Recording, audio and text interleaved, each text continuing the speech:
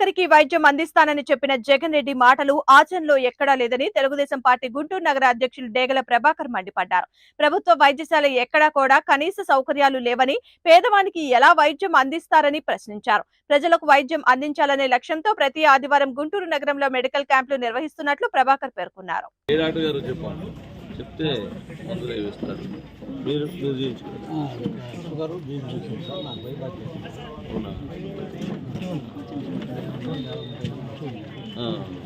అంటే ముందు ఒకసారి డాక్టర్ టెస్ట్ చేస్తూనే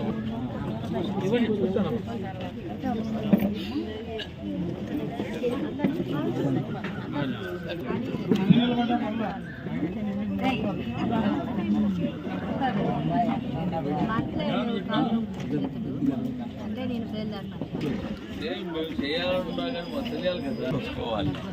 2 క్యాంపులు పెట్టించండి. రేపు 5 క్యాంపులు కూడా అరేంజ్ చేస్తాం.